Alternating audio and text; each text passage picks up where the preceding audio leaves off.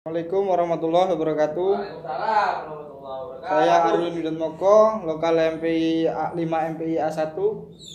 Baiklah, di sini saya akan menjelaskan tentang tugas dan peran kepala sekolah dalam manajemen kurikulum. Yang mana tugas dan peran tersebut terdapat 5 unsur, yaitu yang pertama kepribadian, yang kedua manajerial, yang ketiga kewirausahaan, yang keempat supervisi, dan yang terakhir adalah sosial.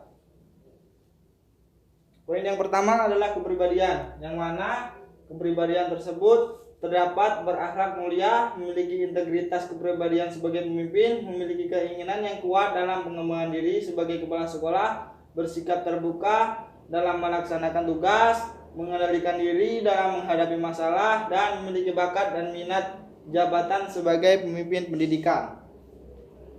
Poin yang kedua yaitu manajerial, yang mana dalam manajerial tersebut terdapat menyusun perencanaan sekolah, mengembangkan organisasi sekolah, memimpin sekolah dalam pendayagunaan sumber daya sekolah, mengelola perubahan dalam pengembangan sekolah, menciptakan budaya dan iklim sekolah yang kondusif dan inovatif. Yang selanjutnya yaitu mengelola staf dan guru dalam rangka pendayagunaan sumber daya manusia secara optimal. Poin yang terakhir dalam manajerial yaitu mengelola hubungan sekolah dan masyarakat dalam rangka pendirian dukungan ide, sumber belajar, dan pembinaan sekolah. Selanjutnya, kewirausahaan.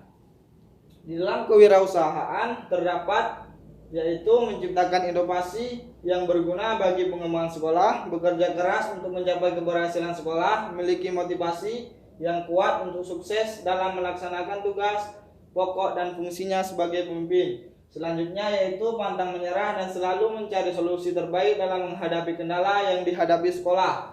Poin yang terakhir yaitu memiliki naroli kewirausahaan dalam pengelolaan kegiatan produksi atau jasa sekolah sebagai sumber belajar peserta didik.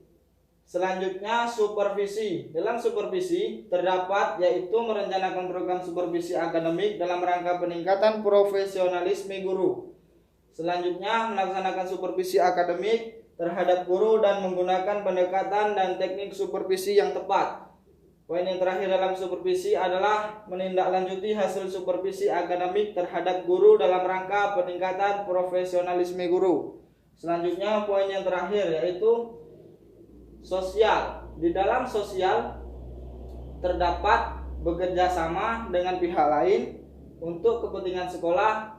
Yang kedua, berpartisipasi dalam kegiatan sosial kemasyarakatan, dan yang terakhir memiliki kepekaan sosial terhadap orang atau kelompok lain. Jadi dalam tugas dan peran kepala sekolah untuk manajemen kurikulum terdapat 5 unsur, yang mana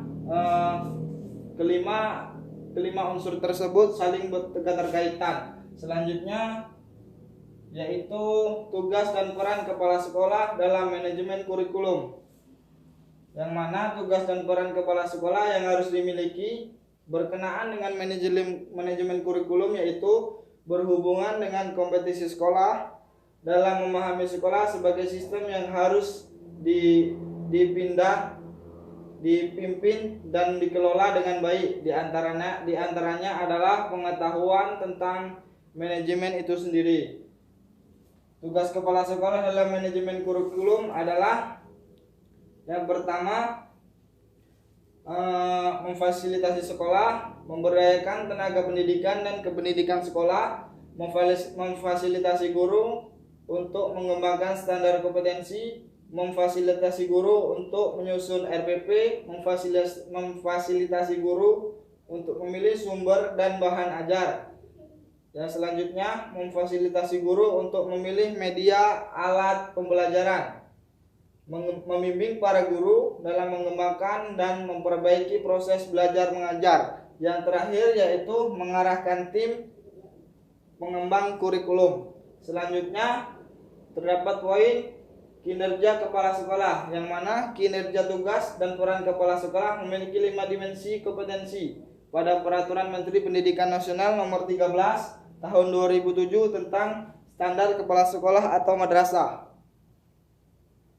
Bekal kemampuan dalam memahami kompetensi sebagai seorang kepala sekolah akan menjadi bekal dalam pelaksanaan kinerja yang harus dilakukan. kinerja itu pada dasarnya merupakan perwujudan pengetahuan, sikap, dan keterampilan yang selaras dengan visi dan misi masing-masing suatu atau jenjang pendidikan berdasarkan kompetensi dasar kepala sekolah.